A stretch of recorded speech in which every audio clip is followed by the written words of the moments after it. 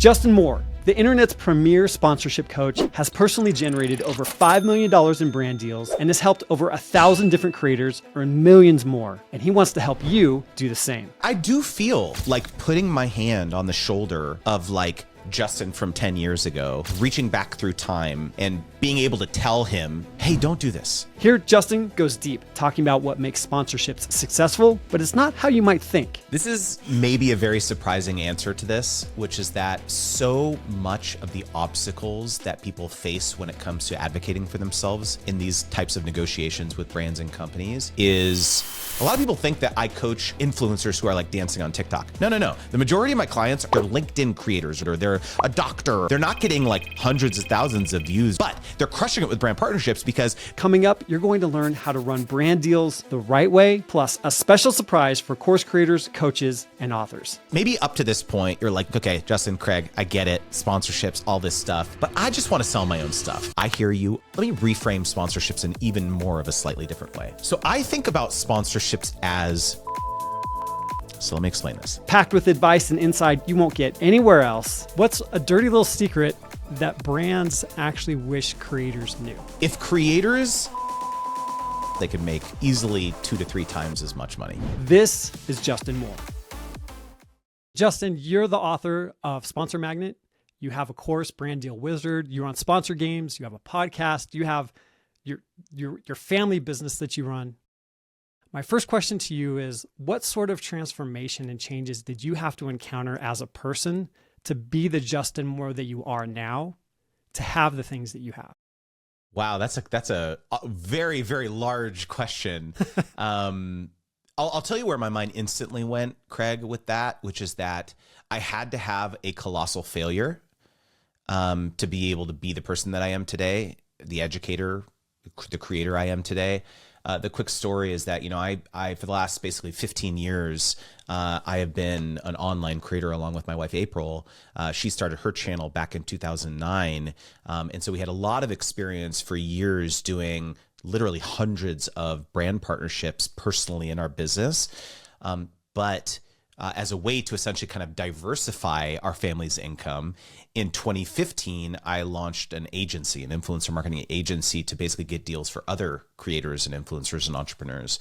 And so that afforded me a very different perspective of like being kind of behind the scenes in these almost like boardrooms with brands where they're saying, hey, we want to spend $1 million now across 200 people, not just you, you and your wife. And so I thought that was going to be the rest of my career, was running this agency because I really enjoyed it. But then COVID happened and it crushed the business. I had to lay everyone off. All of these contracts that we had got, just pulled. And so it was this real kind of dark night of the soul, Craig, if I'm being honest, because I really didn't know what the next chapter was going to be for me. I didn't know if there was going to be a next chapter. And it was in the ashes of that failure that I realized this kind of interesting perspective that I had now, where I've been a creator for a long time, but also had seen the other side of it now. And so this is when I decided to start educating people around the process of what I call sponsorship strategy. And this is what really led me to being the person that I am today, writing the book, having the event, and doing all the things you mentioned. So in working through that failure, like you're saying, you saw the agency as being like the thing that you were going to do for the rest of your life. And everyone that I've spoke with who's run an agency has said like, it's a nightmare. You're hurting dogs and cats on two sides of the fence, and it's a really tough thing.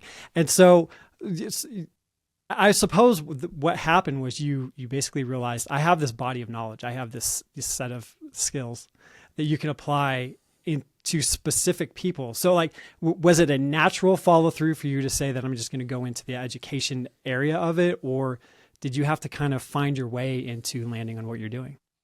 I did not think it was going to be a business. I didn't even know what the business model was going to be because, again, like to clarify, I do sponsorship coaching. We are not managers or agents, but it's not just me anymore. I have other coaches on my team. So we're not managers, not agents. We're not brokers. We do not take a cut. of what, because that is the model for like most people is like, you go out there, you find someone to like negotiate these things on your behalf. You pay them 25% is pretty standard for like a talent manager or someone who like, negotiates brand partnerships for you in this space.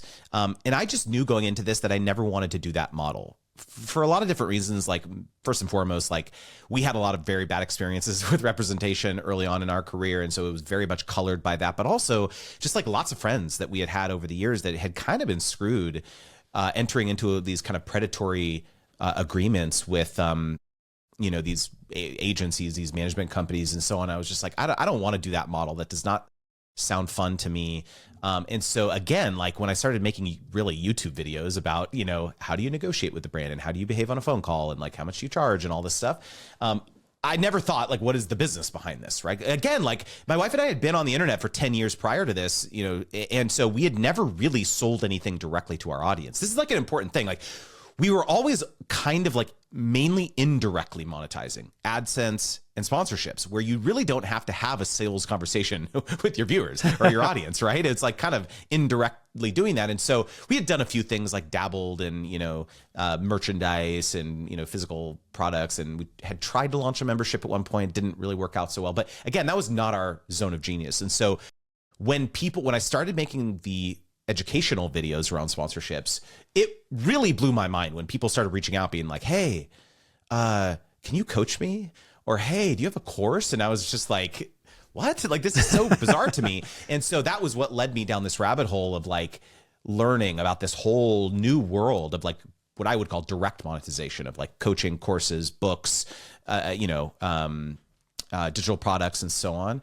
And so really what I did is I binged the entire back catalog of Amy Porterfield's podcast. Okay. She has like I really, really respect her. And so like I had to get this crash course education in it because I had no idea what I was doing. So when you went through this, you did binging on the podcast, but I'm curious, like what other aspects you use? Like, did you hire a coach? Did you do masterminds? Did you do anything like that? Because from the outside, I'm looking in and I see someone who has like grown from this area as a creator into being an incredibly competent business person who gets to the point where they can write a book and like literally put scripts of, I've done this enough times that this is what you say in these sort of situations. So how did that happen for you? I think I had a tremendous amount of imposter syndrome when I first started this. I'll just be totally real. Because I had this thing in the back of my head where I was like, okay, this is I know that this works for us, my wife and I, because we've done it hundreds of times. So like clearly something is working. And I knew that I was very good at getting deals for other people when I was like essentially acting, bringing them opportunities and selling brands and other agencies on my services. So like I knew I was competent there, but I still had this doubt, like, is this a scalable framework? And so I did not jump straight to like a cohort-based course or an on-demand course or whatever. I started with one-on-one coaching. That was really what gave me the confidence to realize that like, okay, I'm actually getting clear transformations and outcomes for other people. And that was what gave me the confidence to ultimately scale it from there. So I did it enough times that I was like, okay, this works. It's not just like for me and my wife. It's not just for like running the agents. It's like, this is working for other people too, in wildly different niches, not just the kind of family and like travel and lifestyle space that we were in, or food space, like totally random niches, B2B, you name it. Like it was very much a universal thing. And so this is what led me to start codifying the methodology into what is now kind of like my signature framework, which is what I call my 8-step sponsorship wheel. And so to answer your question, I absolutely did engage any sort of expert that I could find, whether it was people in course creation, whether it was, I think right around, I did ultimately launch a cohort-based course. And I think between cohorts 3 and 4, or between 4 and 5, I joined a mastermind, a course creators mastermind. And that was a huge inflection point for me, is like being around other people and learning what's working for them. And I'll never forget, like one of the mentors in there said like one thing on like one call that led me like a huge inflection, step function enrollments for the next cohort. It's funny. Let me share one quick anecdote of because I think it'll be useful for people listening or watching. One of the mentors asked me how many people paid in full versus the installment plan. And I said 100% paid in full. And he was like, it's too cheap. Your course is too cheap, dude. And so I was like, oh. And so I literally doubled the price the next cohort, and enrollments went from 16 to 42. Wow. And I made, basically triple the amount of Sure, revenue. Yeah. Because of that. And so it was also kind of playing with the kind of demand and like the price elasticity curve of like figuring out where that sweet spot was. It's fascinating. That is so awesome.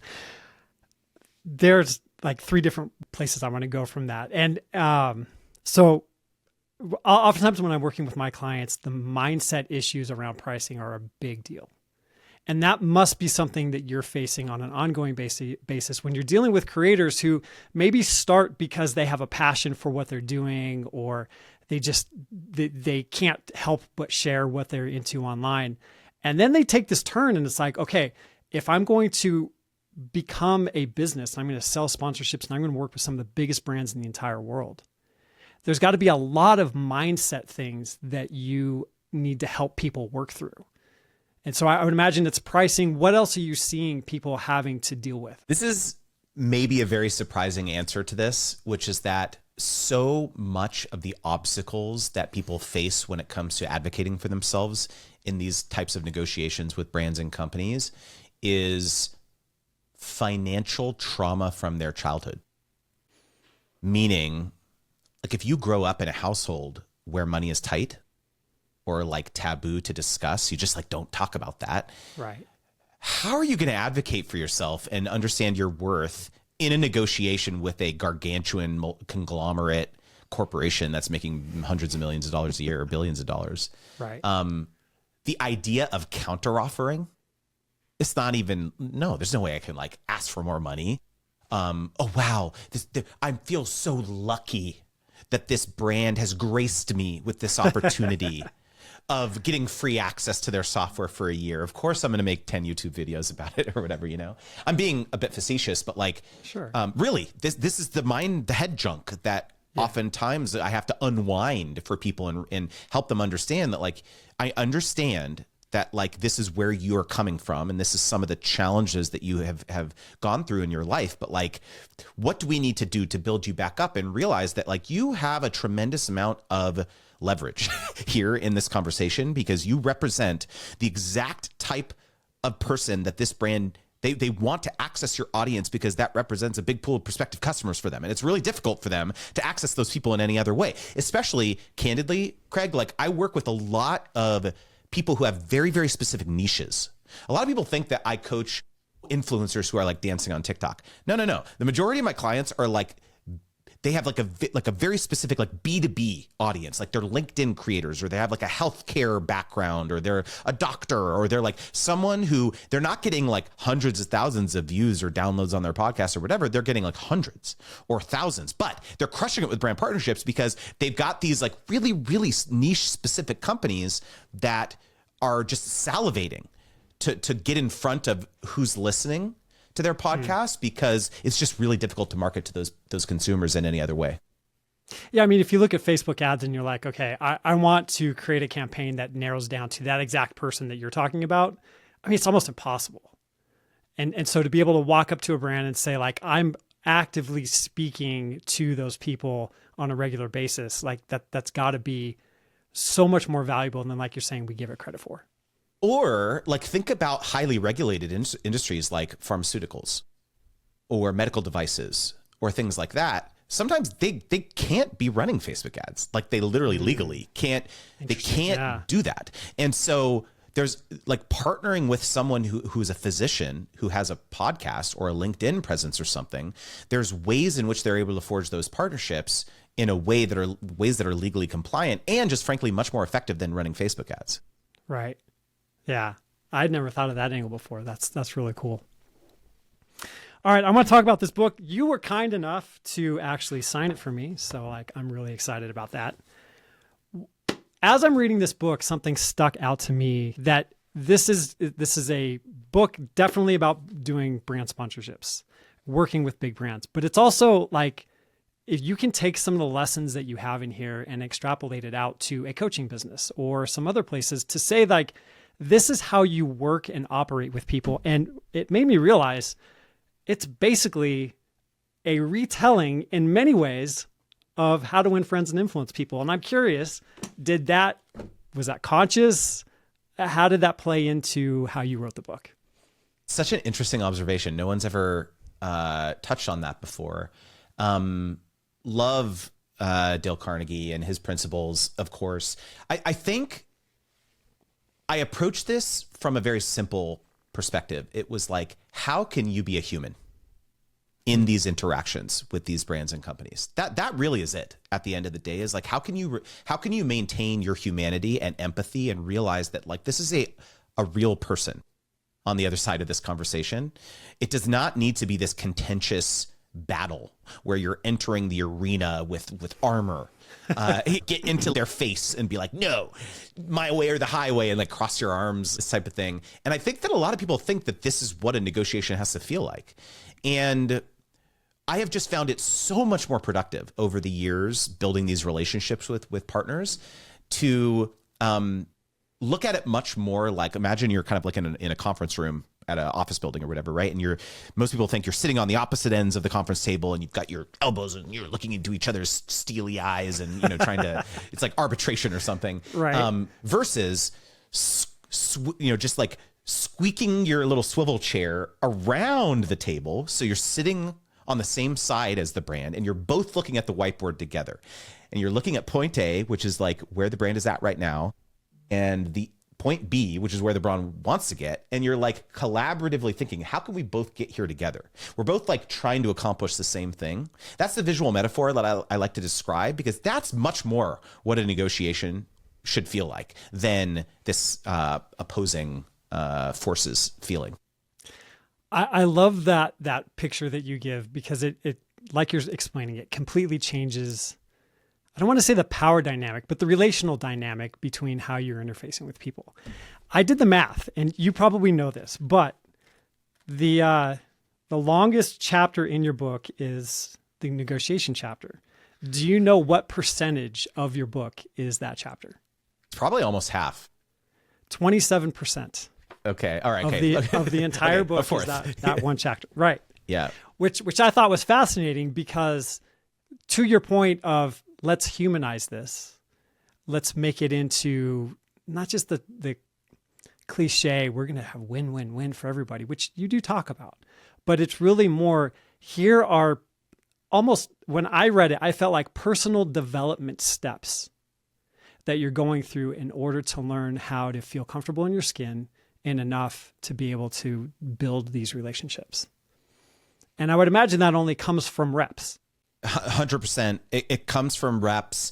It also comes from, I do feel like putting my hand on the shoulder of like Justin from 10 years ago, like reaching back through time and being able to tell him, hey, don't do this. Hey, this is a very simple thing. Like, make sure you have that in your contract, or make sure you ask the brand about this before they send the contract, or make sure you send this to them before you actually start production and things like that. Like, I really wish I had some sort of mentor or someone that would have told me, help me avoid some of these like pretty basic mistakes. Like, of course, there's some things that you just kind of have to go through and to kind of understand. But like, I really very much wrote the book and wrote that chapter in particular as just like a very simple playbook for people to avoid some of the mistakes that we made early on, because there just was not a resource like this. And so it's as much an act of service of like helping educate the next generation as anything. But you're right, a lot of it is like just kind of having to go through the reps and realizing that like you're gonna make mistakes. Like you're gonna make like we made every mistake, but like here, let me help you avoid at least just don't a make few mine. of these ones. You make your own, but don't make mine. Yeah, exactly.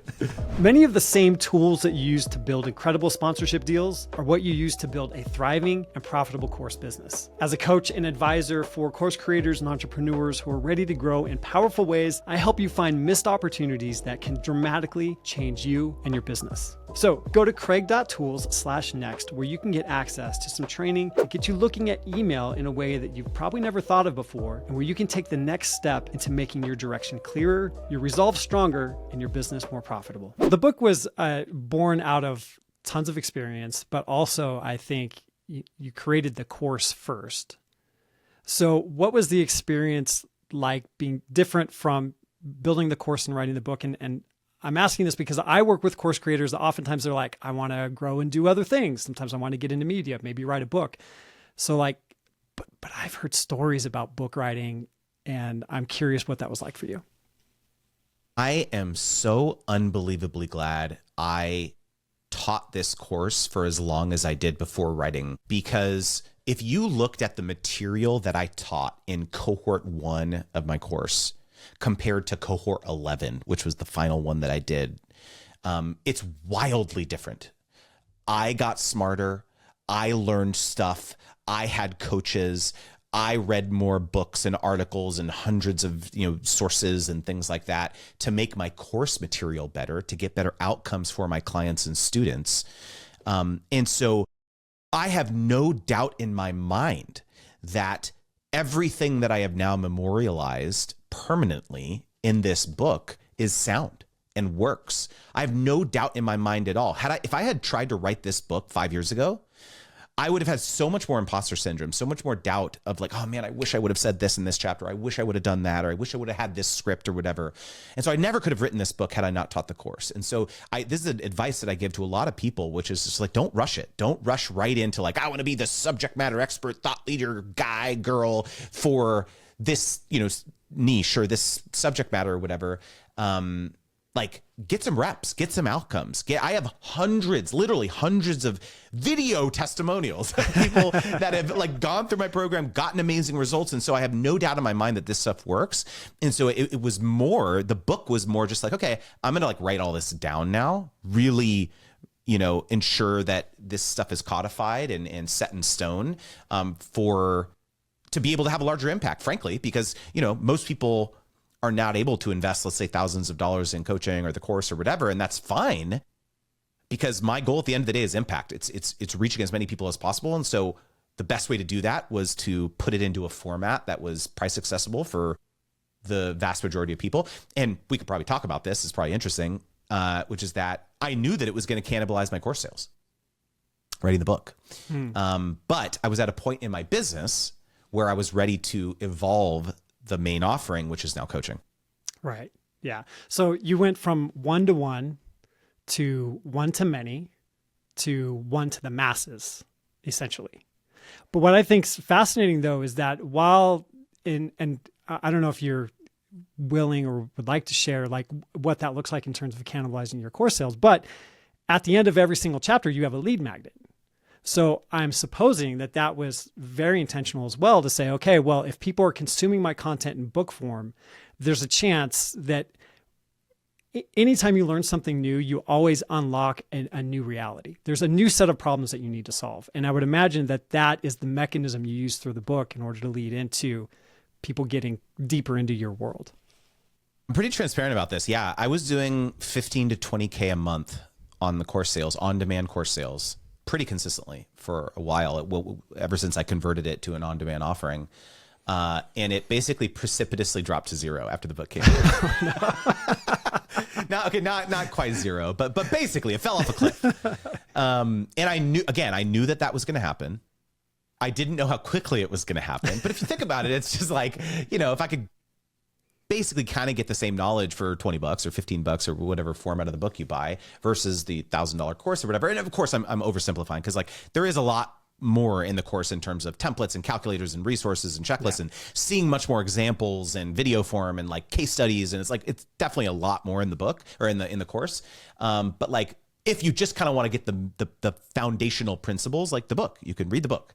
But I did this very intentionally because I had been running the coaching program for about 18 months by this time, when I launched the book, and the outcomes that we were seeing in the coaching program were literally 10x what the course ever did, because we were able to support people on an ongoing basis. Because what would happen is people would take the course, they would get all the information, and then a month later they would get an email from another brand, and they'd be like, well, I feel very equipped, but like, what do I do in this situation? This is different. This is a little different. Like, what the brand's asking for this type of thing. How much do I charge for that thing? I've never really thought of that thing. And so this is where the coaching program was born from. And critically, it's asynchronous coaching. So it's different than the one-on-one coaching that I was doing previously, which was synchronous, like I was on Zoom calls or whatever. And so the model is basically you can ask a question whenever you want, any time zone, any time of the day or whatever, but our coaching days are Tuesdays and Thursdays. That's when you're going to get responses from coaches on my team. And from the beginning, I wanted to design basically a life, a business that I enjoyed, and I didn't want to be stuck on Zoom calls all day long because I wanted to have a larger impact. And so we saw so much growth in the coaching program and impact because, again, we are not taking a cut. We are not taking a percentage of people's deals. It's a flat fee, whether it's the group support you join or the private support. Like we're not taking a cut. And so, we have people getting 6-figure brand deals regularly in that program, and they're paying us either $3K a year or $10K a year. And so it's like the upside is massive for the people that are in there. And so I just saw so much, and I just get so much more excited about serving people in that way. And so the coaching program has grown significantly ever since the book has come out. And so that's really is going to be the primary offering for the business moving forward.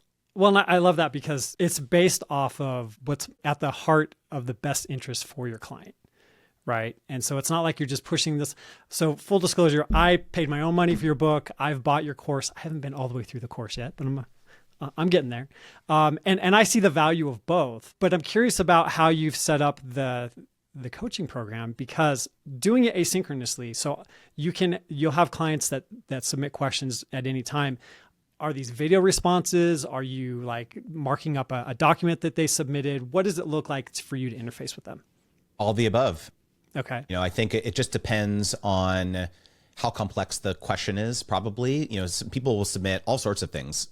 Screenshots of email threads. They'll submit videos with like background context on their relationship with the brand, challenging negotiation scenarios. So, if I had to like Joe, my lead coach on my team, usually I think it's like maybe 50% of the time it'll be a video, 50% of the time it'll be a text. Sometimes it'll be a hybrid of both. And so I think it really just kind of depends on the scenario and how complex it is. Also voice notes, again, at the end of the day, it's like, how can we most quickly help this person get the information that they need? And I do think that there's like a really interesting conversation to be had here about AI and what the role an education business or a coaching business, what role that has in an age where like you can have a personalized coach in your pocket, basically, that has like pretty good background information. You can upload, train your own GPT on my book and like all this stuff. Like, what does it mean? I do think that there's like a lot of value in having like putting a face to the name and like giving you real customized bespoke feedback over video. And so it's definitely something that we're leaning into in the coaching program for sure. But yeah, it's a mix of format, I would say. Yeah. Well, and I think at the heart of it, it comes down to once you learn the tactics, that's great. But the real juice is in the negotiation. And when you can lean on someone who's had the reps, even when you haven't, like that's kind of really where it's like an inflection point for you. Yeah, funny enough, like yes, and yes, a lot of people join thinking that it's the negotiation stuff that they need the most help with, and for sure, we definitely help people a lot with that. But it's how do we turn this from a one-off thing into a recurring thing? That's where I think our superpower is, because a lot of people come into this not really. They have a leaky bucket, right? They get a lot of leads, they sign a lot of one-off things, but then what happens is that they are fearful. Once they do the deal, they're fearful that it didn't go well. They're fearful they didn't drive enough sales, they didn't get enough views, they didn't get enough awareness or whatever, and the brand somehow is just like unhappy. Even if the brand is not, it's going back to the trauma from childhood. It's like in the absence of any feedback, people think that the brand is mad. Right. Right. It's the demanding parent. Yeah, exactly. Yeah. And so we really have to coach people to be like, no matter what, we have to go back to them and say, how did it go? Even if you're worried that it didn't go well, we have to have low ego about this. We have to, regardless of what they say, whether, first of all, if they say it went awesome, great, time to repitch them for the next collaboration, right? But if they say it went average, which is usually, in those scenarios where it's not so good, that's what they're not going to say, hey, it sucked, we hate you, never talk to us again. They're almost never going to say that. They're going to be like, well, we thought it was going to get a little bit more sales or views or leads or what's trial signups or whatever the goal was. And so here is where we really coach people is like, okay, let's approach this objectively. How can we make this a constructive conversation? How can we use data and insights from the partnership, qualitative anecdotal stuff from what people are saying in the comments section, replies to the email, DMs that you're getting? How can we use all this color and texture from the deal to help them understand that we need to do another iteration of this partnership to overcome some of the objections that you got from your audience on the first iteration? And so it's a lot of this type of stuff that actually, what I say, kind of increases the LTV of the relationship. LTV is lifetime value in kind of software speak. That's really where you get the most juice out of the squeeze of our coaching program, because most people have never approached it that way. I see that in the book and in the post campaign summary that you coach people to send. When you're exposed to that information, I kind of feel like, well, yeah, this is a no-brainer. But then at the same time, most people are probably not thinking in those respects. In fact, I've started using that strategy in my coaching business to where I'm like, okay, I didn't even tell. Well, now I'm blowing it because I'm putting it on this podcast, but it's like, I'm not even telling you that I'm going to give you this like end of engagement report. But then at the same time, I'm 6 weeks later scheduling a call with people just to follow up and see how things have gone. It's not a sales thing. It's not anything like that. It's just like, what other questions do you have? What have you implemented? That kind of thing. And I think those touch points can be very powerful because it comes from a non-needy perspective. It's just like, here's where we're at. Here's where we could go from forward. Also, 100%. And also, I think a lot of people, they want more support. They want you to say to them like, hey, great. We satisfied. We fulfilled all these things that we hoped we were going to. And now here's like 8 other things that are opportunities for you now that you've solved this other thing. And of course, these are like real things. It's not like you're making stuff up just to get new business, but like really like the first engagement revealed new things about your market, the customer segments, new customer segments that you haven't tried to target. This happens constantly, dude. Whenever I do sponsorships, we'll see like objections in the comment section or replies to the email or whatever of stuff that I didn't realize were like existing hesitations of my audience of like why they're not going to sign up for that software tool or whatever. I'm filtering those back and be like, hey, like, are you getting this feedback? I didn't know that this was like a concern or hesitation. It seems like people are having, they think it's too expensive. They tried it 6 months ago. It sucked. And they didn't realize that you've like redone the software since then. So like there's all these new things that like new insights that oftentimes the brands are not seeing. In fact, like I think a lot of non-traditional creators don't realize like, yeah, if you're a social media creator, YouTuber or Instagram or whatever, when you do a sponsorship, all the feedback, most of the feedback that you're getting on it are public comments that people are leaving like, oh, blah, blah, blah, blah, blah. But when you're like a newsletter operator, podcaster, are you like, you're getting replies that are private that the brand is not seeing when they go and look at the public post that the sponsorship made. And so it's your job to circle all that stuff back to the brand. Right. So, because there's just a bunch of stuff that they're not seeing and no one does that. And so, yeah. And I didn't mean to interrupt, but this goes back to the point that you were making earlier in saying that you have access not only in a way, but in a function that the brand would never have, because that customer or that audience member is not going to send an email to big brands, whomever, saying whatever their message was. 100%. They're not doing that. And so this is what I oftentimes say is that like, you're not just a creator or influencer or entrepreneur. You are a consultant to these brands. You have access to deep customer research, focus groups potentially that they just simply don't have because of what you represent. You are not employed by that brand or that company. You are a third-party partner. In fact, a lot of the types of deals that we help our clients forge include a lot of elements of consulting in this way, where the brand is able to leverage this special relationship that they have with this partner in a way, like just a very quick example. So I work with a creator who is a painting they're a contractor, but they've grown this really large following of like, using all sorts of gear when they're doing their jobs, painting, residential, commercial, all this stuff. And they were on a random conversation. They were talking about a partnership that they were going to do for a new product. And the creator just like made this offhanded remark that like, oh, and yeah, and you know, I always have to tell my followers to ignore the instructions on the product label because it's wrong.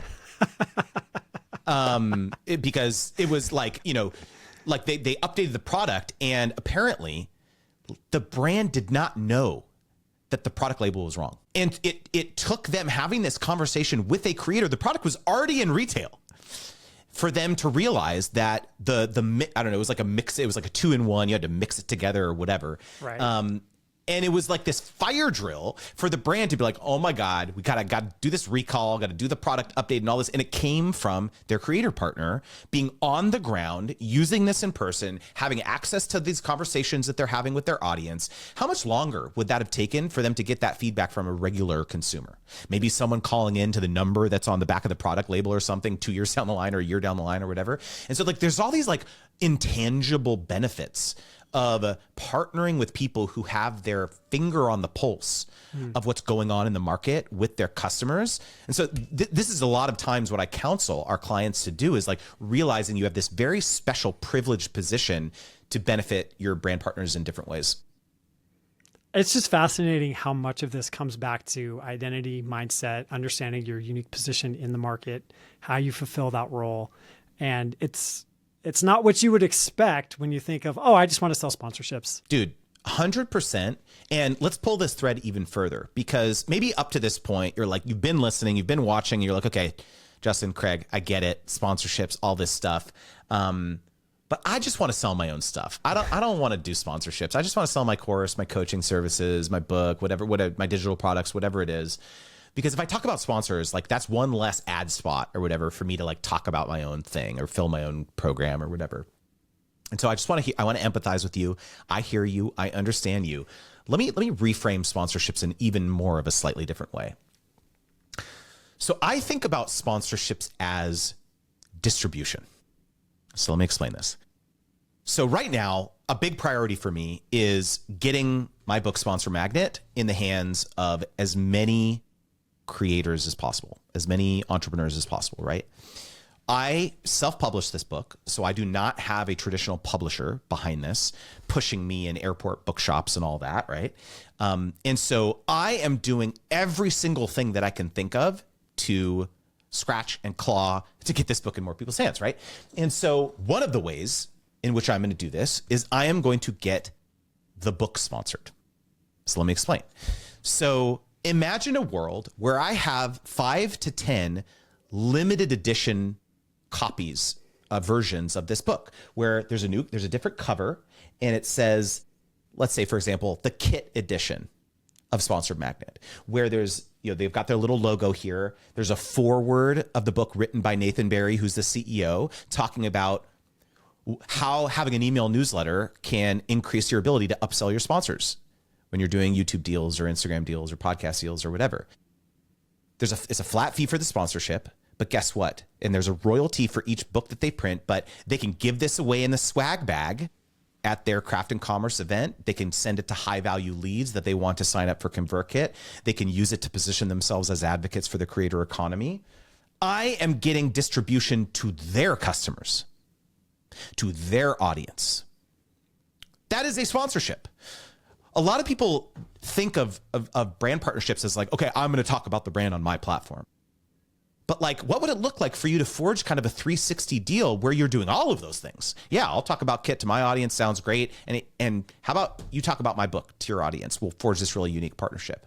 And so if you're like thinking about this and all of a sudden your brain is tingling, do you have a creative project? Do you have a course? Do you have a program that you would love more people to enroll in? What would it take for you to convince a brand to email their 100,000 customer base about your next cohort of your course? What would it take for that to happen? A lot of people don't think of this as a sponsorship. Well, you're blowing my mind here because I love the idea of the custom book. I've thought about doing this in different ways for my coaching program to where I'm actually about 60 pages into writing a book based off of the stuff that I teach my customer or my clients. And you can have it self-published, and I could create the Justin Moore edition of this book and send it to you after an engagement or something like that. But the thing is, it's just being creative and figuring out different ways that are not the established patterns of what you're doing, which is mind blowing. And I just love that concept. And so is the kit version of Sponsor Magnet going to be available soon? So still working on them. Okay. I have one. So basically what I'm going to do is I'm going to have, I mentioned these kind of 5 to 10 versions. It's going to be kind of like category exclusive partners. So like, Okay. an email platform, a community platform, et cetera. And so like going to be slowly chipping away at these. Again, as with anything kind of new like this, it just takes time to educate, these prospective partners about the value of something like this. But I do think that once, I'm going to make it happen. The dominoes will fall once I forge the first deal, but no, it's haven't inked those deals yet. Well, Nathan, if you see this, you need to give Justin a call because we need to see this happen. Yeah, exactly. absolutely. Thank you, Craig. So on the theme of like being creative, coming up with new ideas, pushing boundaries a little bit, when I think of personal and business development, I always think of like I don't play video games, but I remember Myst, right? And it was like this game I love where Myst. You had this flashlight and the board like illuminated as you went into unknown areas. And so you could go back. And so the darkness, you pushed away darkness, right? So I'm curious for you, what are those boundaries, those kind of opaque, dark areas that you're moving into? What are the challenges that you're facing? What are you conquering next? This is so apropos that you brought up this flashlight example, because I recorded an episode of my podcast with Chanel Basilio, who runs Growth in Reverse. And we literally talked about this very same example, but in a slightly different way, which was that basically the point I'm at in my business is how can I add people to my team to make my flashlight beam brighter. And not just brighter, where if we're both focused on the same location that we're trying to go, but if I have someone next to me, they can also shine their flashlight at a different place than I am right now. And so it allows me to amplify and or multiply my efforts to have a larger impact. And so I think this is really the next phase of my business, is like finding the right partners, whether it's full-time employees, contractors, consultants, other coaches that can help me see blind spots and so on, so that I can kind of reach this next phase. And surprisingly, it's hard. I'm looking for people who are like supremely bought into the vision. If I had a nickel for every person that said like, yeah, but Justin, if you did this all in contingency, if you didn't charge people and just took 15-20% cut, like you could make so much more money. Like I will never hire anyone like that, because that's not what we're building. I want to be able to say, I want to be able to tell you that you should not take this deal. This is a terrible deal. You should not take this deal, because I don't want to be incentivized to like push someone into a deal, because that's the only way we're getting paid, is if we get our cut of their business. And so I have these like very fine, like these very stark lines in the sand from an ethical perspective of like, this is the business that we're trying to run and trying to build here. And so it's just like, it's difficult to find people who are bought into this vision, and this is like kind of a weird comment, but like, first, I have enough self-awareness to know that like no one will ever care about this business as much as me. So like, I know that for sure. But at the same time, I want people to feel like, dude, when people tell me they got their first paid partnership, I get goosebumps even thinking about it. That is like such a profound moment for people when they realize like, wow, maybe this hobby or this kind of side hustle thing that I've been doing for a while, maybe this could actually be something. Yeah. Maybe I could actually like fund this. Maybe this could actually be my full-time thing. I want people, when they hear that, they just get so pumped up. They want to run through a brick wall just like I do. And there are people like that. And so I've started adding those people to my orbit and to my team. And so that really is the next thing that I'm trying to get good at as a leader, is learning how to recruit and attract people to the vision. It's frankly one of the reasons why I wrote the book too, is like, how can I bring, more people to my cause at scale? Because I think a small percentage of the people who read the book, yeah, they'll be creators, but also they might be operators too. Yeah. And kind of curious about this whole thing. And so I don't know, I'm just making this giant bet on that. Yeah. Yeah. So the actual subtitle of the book is Talent Magnet. Yeah, exactly. That's exactly right. Yeah. So I was trying to serve multiple purposes. I love that. I love that. All right. I have some rapid fire questions for you. I'll answer, or I'll pose them to you quickly. You can take as long as you want to answer them. But what's a dirty little secret that brands actually wish creators knew? If creators responded more promptly to their emails, they could make easily 2 to 3 times as much money. And it would make brands' lives so much easier if you responded promptly, because then they wouldn't have to chase you and they'd start recommending you for more business down the line. All right. Favorite metal band? Wow. Wage War. Wage War. I think I have one of their songs on my playlist. I'm going to have to go back and check out. That's awesome. All right. What's one green flag and one red flag that you notice when you're looking at a deal? A green flag on a sponsorship is when the brand gives ownership of the content or the assets to the creator by default, with a non-exclusive license granted to the brand for a limited duration. So they're already thinking in that vein and you don't have to convince them otherwise. Yep. Rather than this is going to be work for hire, we own this in perpetuity. Brands who Right. understand this will already phrase the agreement as such. A red flag is when the brand doesn't want to have an agreement at all. They just say, You have a story about that in your book. they say this email thread is proof enough, or this DM, exchange on Instagram is proof of the partnership. No. We got to memorialize this. Interesting. Yeah, that's funny. All right. What's the fastest way to lose a sponsor's interest in an email exchange? Fastest way to lose a brand's interest in an email exchange is to act only interested in the money. Say it's going to be this much money. If you can't pay my rate, I'm not interested in partnering with you. Right.